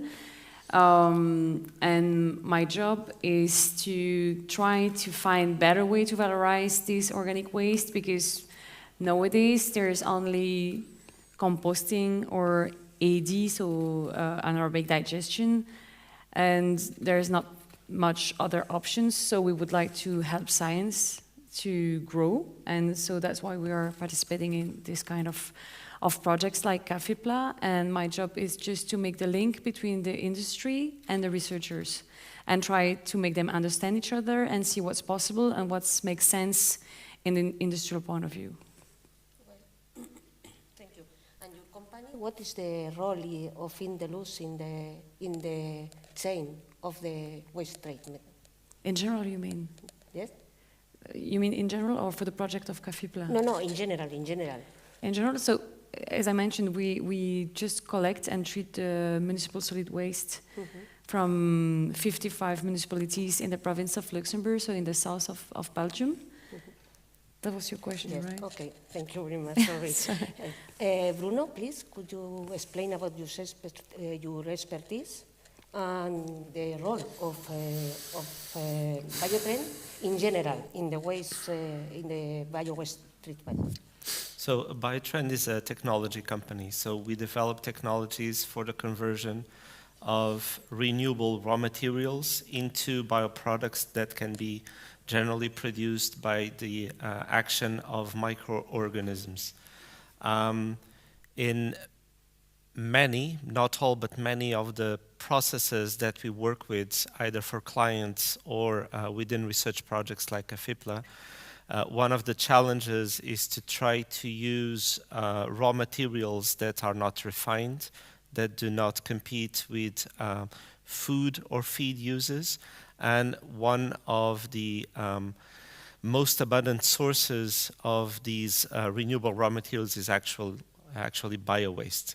And this is how we get involved into projects that try to make the connection between biowaste and products. So we act mainly in the development of technologies, development of processes, scale up of such processes as well. And we also try not to look at the technology as an end in itself, but as it was actually kind of underlined in the last presentation, it does need to make sense from a business point of view and from a local economy point of view. And so we try, and we can go a little bit deeper into that later, but we also try to think on feasible business models for these technologies to actually make sense in specific contexts where they should be implemented. Role of CETEMA in this line of valorization? Firstly, briefly, my expertise, because I didn't mention before, so I'm environmental scientist, so it's a lucky. I'm trying to be have a general understanding of everything, but I'm not a specialist in anything. So that's basically the summary. And my PhD was on soil, so I'm coming from soil science. Actually, we are having now new projects coming on alternative fertilizers and how they can be applied to soils. And the role of CETEMA, I think, is a role of helping facilitation. And so we were created, we have members. I mean, our main objective by foundation is to help our members, which were companies working, like local companies working in different areas of water, energy, and waste, for them to become more competitive. But in general terms and specific to the bio-waste management, so basically we are helping with the technology assessment and evaluation, and trying to match opportunities with needs, and trying to match investment with technology providers. That's the main thing. Well, another question, Marilyn. When you work with in the waste treatment, so when you work with urban biowaste, what is the most important problem that you have with this kind of byproducts? The contaminants. So we discussed that already quite a lot. Citizens sort the waste as they please, and we have no control of that. And once it arrives at the waste treatment plant, it's too late. It's done. So I'm very happy can say today that we received new grants, so new subsidies from Europe to implement 3 new tools that we are going to apply in our plant. One one tool at the beginning when the wastes are pre-treated. So we would like to remove all the plastics, contaminants, because it's the most representative contaminants are the plastics because they came from the food packaging. So first, at the first step, we would like to remove these kind of contaminants, and we would like to invest in new technologies that are already applied for food that are not sold yet by markets. So, for example, supermarkets, they have unsold items, and they have already sort of machines that can make some holes in the plastic bags, and then you have something that crush it so that the organic matter can come out and leave the plastics entire as a whole. Because most of the waste treatment plants, they have shredder, but a shredder will shred everything, including the plastics contaminants, but then you have small pieces. And when you have the small pieces, it's very difficult to remove it from the mixture. So we would like to try these kind of new technologies on the municipal solid waste that arrive in our plant. And the second step would be to treat the digestate that come out from the anaerobic digester, because the contaminants, they continue their way. Even though we have already a pre-treatment, as I didn't mention that, but we have a pre-treatment, so we shred and then we sieve the waste at 60 millimeters, and then we also apply a magnet to try to recover the magnetic parts. But still we have a lot of contaminants. I think it's 15% of contaminants we can remove, and the rest remains because it's small pieces that we cannot remove. And so we would like also to apply a new technology on the digestate so that we have a solid anaerobic digester. That means we do not add any water, and that means also that the output of this anaerobic digestion is solid. So we have no really way to sieve it, to apply a press on it. So we would like to test a new technology that will help us to remove the contaminants from there. And then the final grant that we received is to apply new machines to sort the green waste that we mix with the digestate. Because at the end of the anaerobic digester, you have this digestate that cannot be applied directly on the soil because it needs to be hygienized. And also it needs, for that we use the composting facility so that we reach a certain temperature during a certain time, and then it's hygienized like that, and also then you have the final compost, but it has microplastics inside, so we still have received a grant to try a new tool to optimize this sorting inside the composting facility. So that's completely new. It's completely news.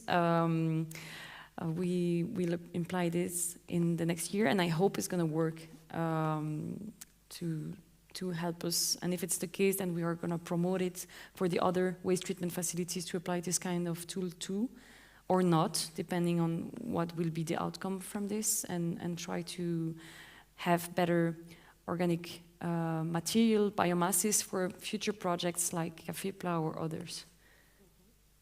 Thank you very much.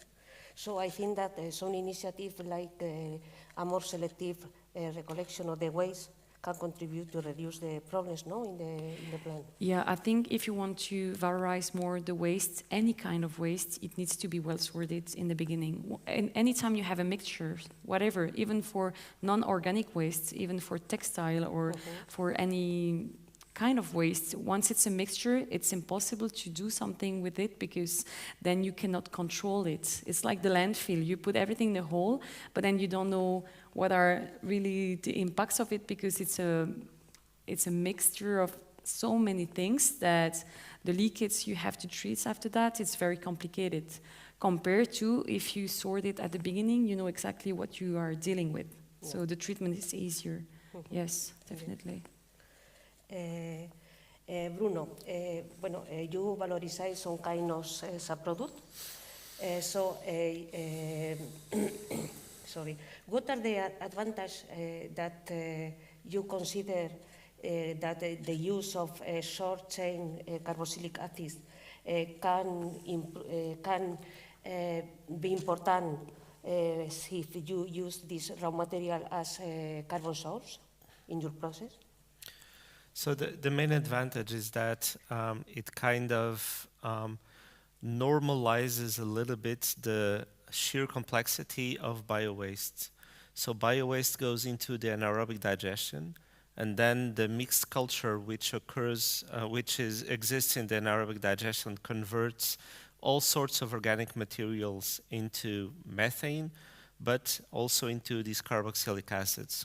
And what we get is the simplified carbon source. Instead of having thousands of different molecules which could be fed to our process, which would be possibly impossible to manage by our technology, we get a stream of 4 or 5 different main carbon sources with, if the anaerobic digestion is kind of properly managed, has not a constant composition, but a composition which has a variation which is much lower than the variation of the incoming biowaste. And so for us it's essential to get this raw material that is more fit to a conversion in a pure culture. In addition to that, as it was mentioned in prior presentations, for different types of products, the fact that you don't work with only one substance coming in, only one carbon source like one sugar, which theoretically it's much easier to deal with just one sugar, for example. But the fact that you already have 4 or 5 different molecules with some structural complexity, or which are structurally different, not that much complexity, but which are structurally different. For specific products, that's a huge advantage because they allow you to have a product with a profile which is actually kind of fingerprinted by the raw material. And for the particular case of Cafipla, for example, if we would feed just a single sugar to our microorganisms, we would get a polymer which will be repeating the same unit, which means you have a set mechanical property which you're either able to deal with that or you don't. And more often than not, you're not able to deal with that properly.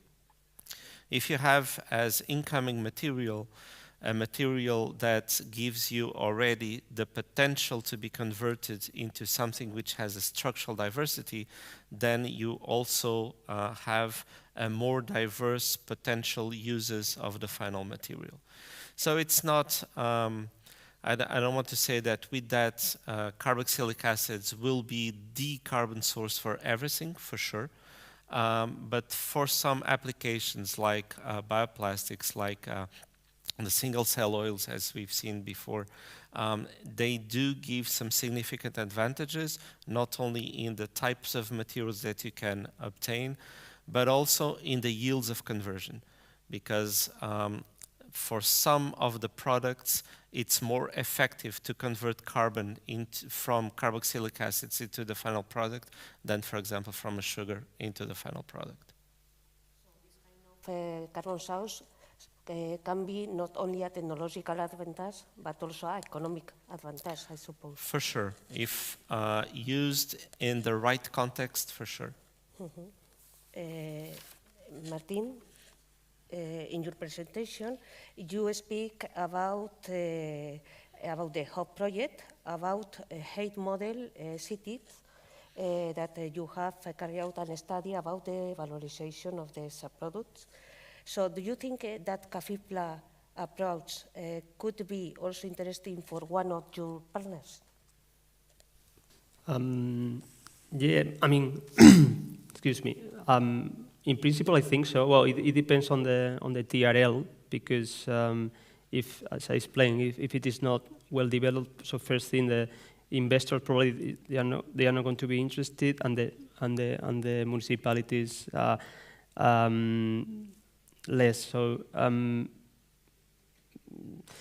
I was thinking, for example, in value waste, we all the technologies in value waste they were offered to the HOP portfolio, but they were already at TRL 7 or 8.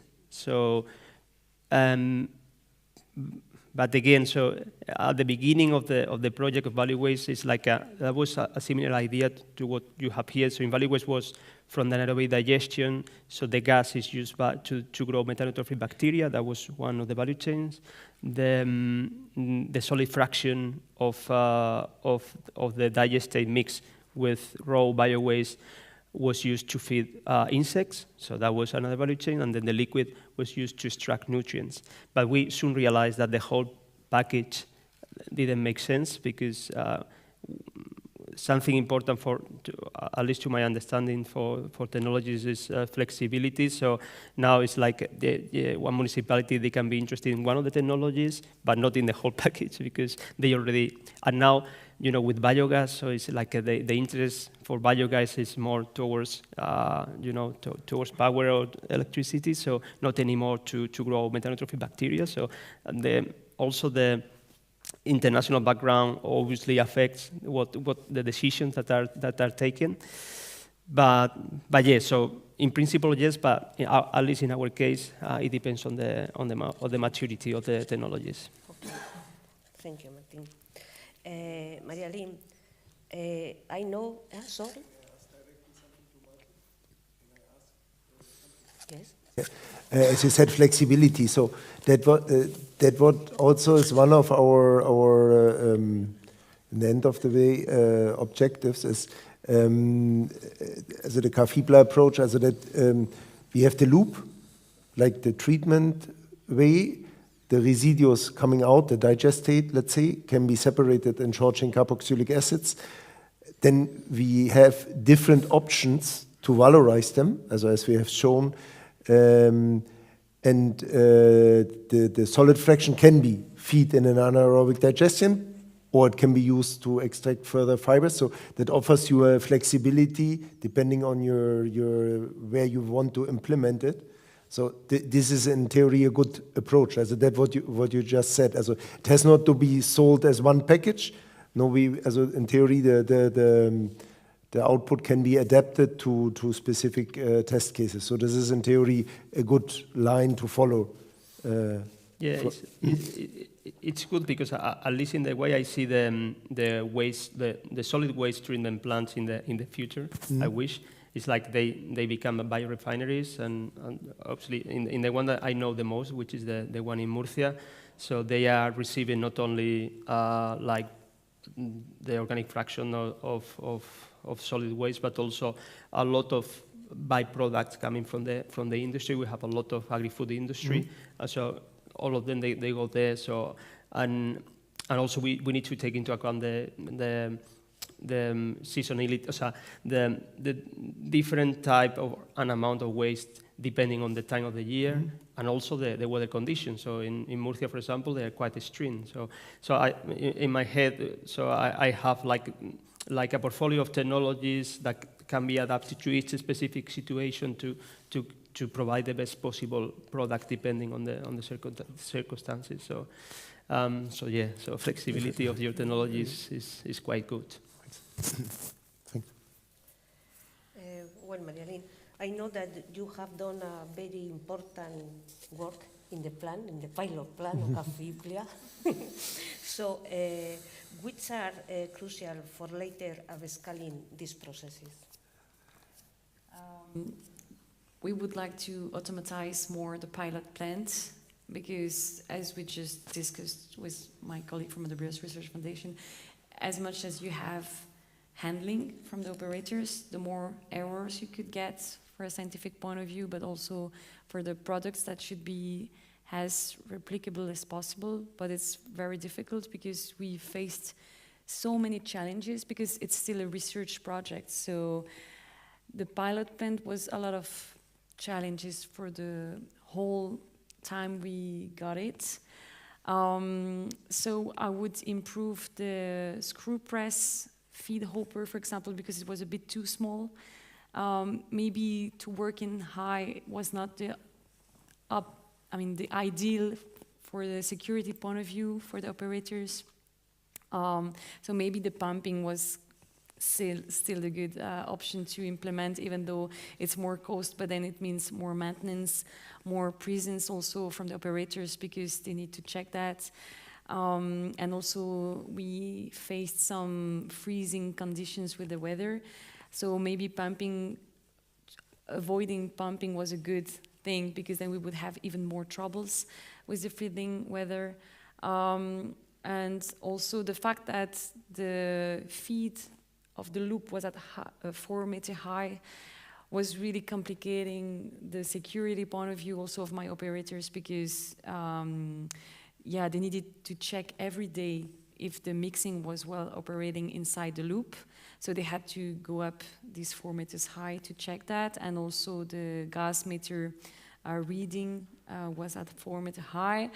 And I would also improve the feed hopper of the conveyor belts up to the 4 meter high because it was not practical to work so high, and we would like to avoid the plugs. We had some plugs inside the loop, but I think it's based on experience, and you need someone to start, and we were the beginners, so we had to face all the troubles first to know what to improve. So that's normal. I mean, it's a research project, but yeah, we had a lot of plugs inside the loop based on the dry matter content inside the loop.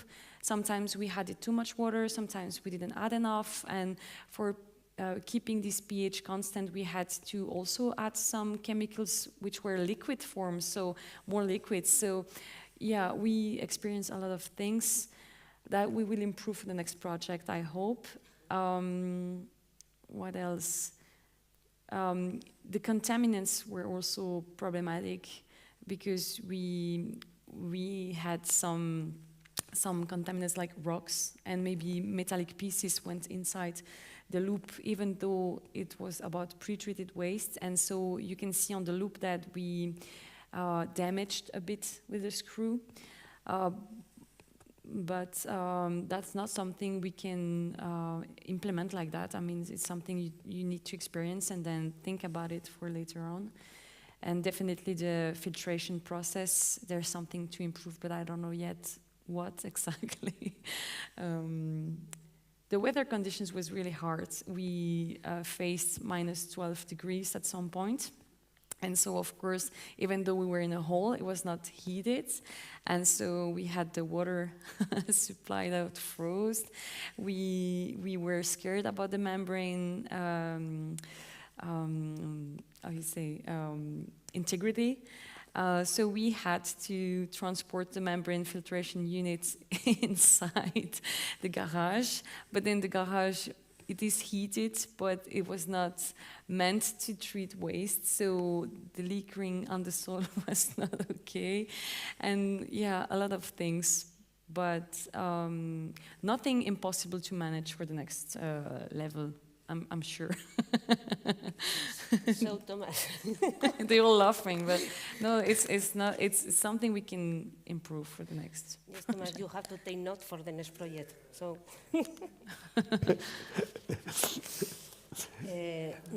Bruno, concerning to the use of short-chain carboxylic acid, like carbon salts, what I think that is the most important problem that can be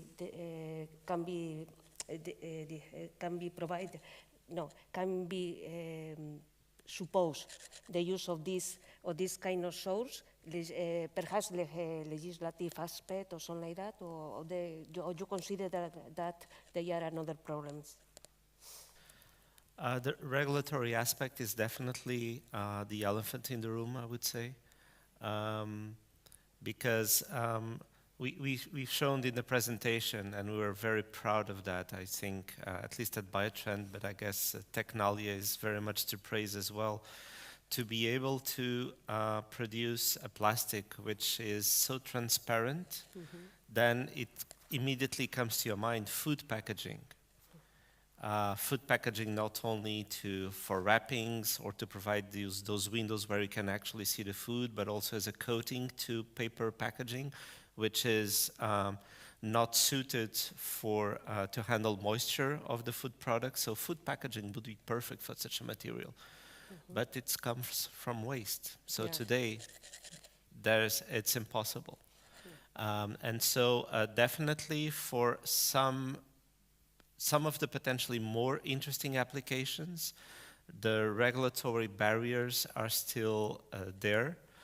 And it's definitely something that we do need to, as a community, do need to address. Why is it a problem? Because we know there's the leaching of harmful compounds to the end product, or we don't know, and as a principle, we just say, no, we will not use it. I tend to guess that's the second. We don't know enough, so we forbid, which is, of course, the way you should. But maybe in our projects and together with, I don't know, certification bodies within the European Union, we should study a little bit more on which compounds coming from waste can be harmful and how they propagate or not throughout these processes, and become confident on which applications we can use or not these compounds. But definitely regulation is one issue. The second one, I would say, is to fit all these technologies and going from one specific raw material which is produced and collected in a specific region to a product. Will Idelux become a plastic producer? I don't think so. Is there enough volume? Is there enough skill? Is it worthwhile to have an infrastructure for that? So eventually, we should also think on business models which are make sense locally. For example, in a community which is very strong in agriculture, eventually there are some materials that can be used in agriculture which are biodegradable and so on, that could be produced locally. Or compostable garbage bag or biodegradable garbage bags which are incentivized by the community, and other types of products. But I think that also to attract the investors that were mentioned, it's not only the technology TRL. We may have a TRL of 9, but then if the business model does not make sense, then it will not fly. So I would say that regulatory issues, which also influence the type of business models that you can implement, and business models that can be plugged into a local value chain and which do not transform the biowaste processors into plastic manufacturers, oil manufacturers, fuel manufacturers, because that will be very difficult to implement. Yes, perhaps the development of modular factories, biofactories, adequate for its place, perhaps, yes. And I think that my last question is for Martin. How do you see the situation at a European level? Is there a real interest on this new technology, strategies, or is mainly driven by regulation, legislation? This is a difficult question, but I think there is a real interest. The problem, at least dealing with public authorities, is that most of the time they don't have time to think ahead, like strategically. So it's like they have the issue driven by regulation, and they have to solve it, and probably the option they choose is not the best option in the long term, but it's the option that allows them to continue their work without complaints from the citizens and the opposition. So there is an interest, but there is still a long way until we can implement these technologies, at least for municipalities, also related to what he was saying before about regulation. So in some cases, some of the most attractive options are related to the food chain. But then, if we are using waste, so we cannot return to the food chain. So obviously regulation is a challenge. So yes, so in a nutshell, they are ready, but it's still a long way. I mean, from the technology point of view, I think we are doing our best, and we are doing a good work also in terms of functionality. That is very important. So you produce the product, and then it needs to function for something. Safety, we are also working on this. Stakeholder engagement, but then now it's a way of probably increasing the capabilities of public authorities for taking the best decision, or for us as knowledge providers to be closer to the public authorities to get them the best possible advice or an objective advice. Yeah. We are in the best way, but we have a long way. So I don't know if there are any questions from the... No? So here no.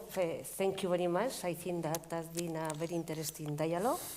And I hope that we solve some problems, regulatory problems, technological problems, but I don't see in a short time. So thank you very much. And thank you. Querido.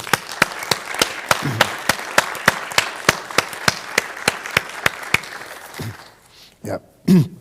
Only short, we have it written like closing session, but I think, no, stay there, that's okay. But I think the answers were already quite well, so also putting the things together. So what we have heard today, we are doing our best on technology development, in our project, but also in other project. There are some aspects which have to be treated. Legislation, for example, the Commission in theory is aware about it. In our previous project in Volatile, they asked us also to provide input to where we see the problems. But of course, there's still a certain way to go. And one of the main things, what Maria-Aline said, what also mentioned more times today, is it's us. We are the first step in the value chain, so we have to do the effort. Also, how it's called source separated, also at source separation, also not only the biowaste, the waste we have to do at home, the first work. Then as better we do this, as more easy is it later on then also to implement different technologies and to valorize the different waste fractions, including the biowaste, into something useful. So thank you very much, and I hope, you liked a little bit the conference. Okay, thank you very much.